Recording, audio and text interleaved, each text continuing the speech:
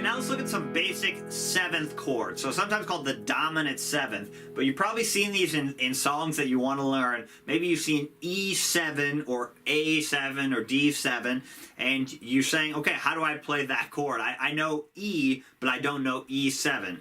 So a lot of these 7th chords are going to be modifications of the basic chords you already know. So I did another lesson called Basic Guitar Chords. If you're still working on the basic chords, watch that one first. But I'm going to assume you know the basic A, E, D, G, and C. And then I'm going to show you the 7th versions of them. And remember, the 7ths are always optional. You can always just play E if you see E7. You can't always play E7 if you see E. So remember, you can always go to the more basic version, but you can't always play the 7th, okay? So that's really important to remember, because if you see A7 and you can't remember A7, just play regular A. But if you don't remember A, you can't always just play A7. So that's an important distinction. So let's start with E. And all we're going to do is, to play E7, is we're going to take our 3rd finger off, our ring finger. You can hear how it sounds a little bluesier. We've got regular E, then we've got E7. And the purpose of a 7th chord is it's basically going to create movement. So it's setting up some tension that when we change to our next chord, in this case it'd be an A, so you're basically creating tension that signals to the band or to the audience that a chord change is about to happen, and then when we play that next chord, that tension is relieved, basically. So that's what we're doing there. So you can practice going from E to E7, take off your 3rd finger, and let's go to A major.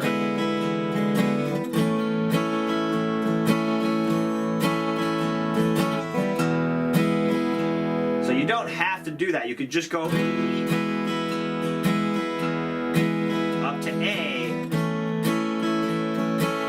That'd be totally fine, but watch if you add the 7th chord, it just gives it another dimension.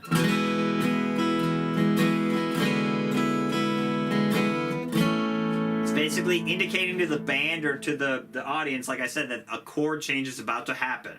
So that's E7. You'll see that one a lot. Again, a lot of times you'll be going from regular E to E7. So I recommend just think of it as this major shape, and then just making that modification. Okay, let's go to A. So A, if we take off our middle finger, we've got A7. That's a common one. So that's A. Another A, you'll see Del McCurry does this one a lot, but this A, he'll basically do these A's down, this A down here with a bar chord, and then put his pinky way up on the 5th fret. That's kind of like an old-time bluegrass way to play an A.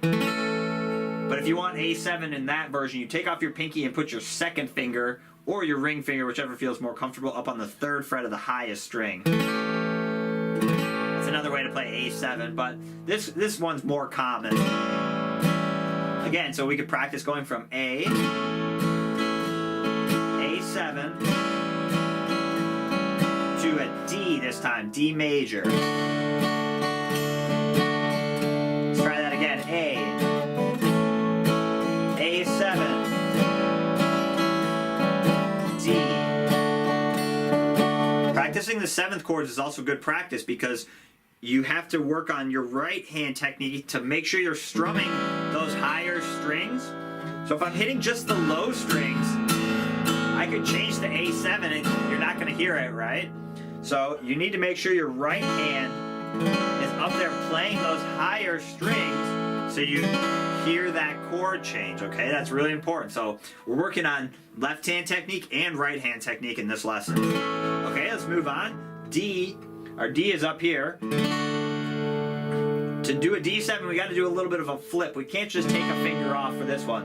We're basically going to put our 2nd finger is going to take the place of our 1st finger. Our 3rd finger is going to take the place of our 2nd finger. And then our 1st finger is going to go down to this 1st fret. So we're going from this D, and you basically flip down. Let's do that a few times. That one's a little trickier. I'm just just going to go back and forth a few times. Again, strum the higher string so you can hear the change. Let's go to G. Try that again. D. D7. G. One more time, a little faster.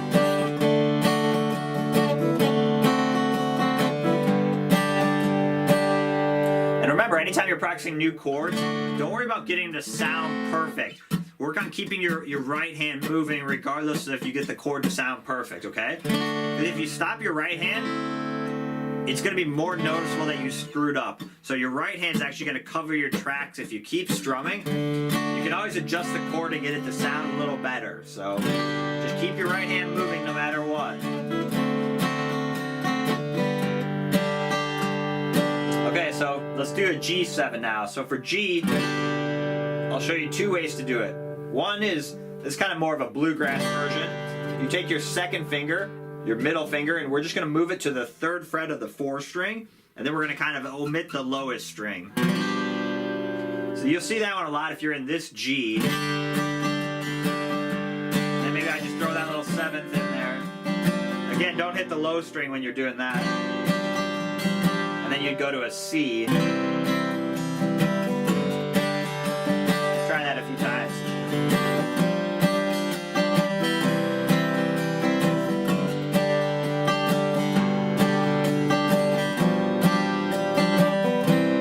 That's definitely more of a bluegrass version. So if you want to do more of a folk G7, you're going to have to do your G this way. So I've got my 3rd finger down on the lowest string, 2nd finger on the A string, pinky way up on the highest string, that's G. And then I'm going to take my pinky off and reach my 1st finger all the way down to the 1st fret of the highest string. So that one's, it's a bigger sounding G, but it's probably a little bit harder to do.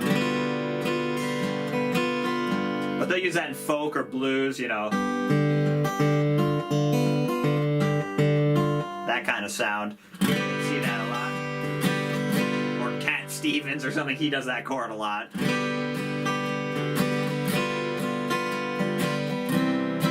That one does lead nice into the C. You're basically right here, and then you go to your C. So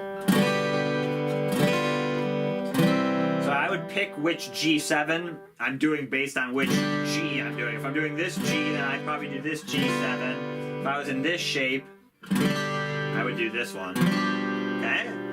Lastly, let's go to C. C7 is if you just take your pinky and put it on the 3rd fret of the 3rd string. That's C. C7. That's a really good one as well. You can also move that shape around. If you move it up 2 frets, that's like a D7. Or up 2 more frets is an E7, you'll see a lot. And on that one, I'm kind of just hitting the middle strings. You can basically move that one wherever you want. That would go into an F chord.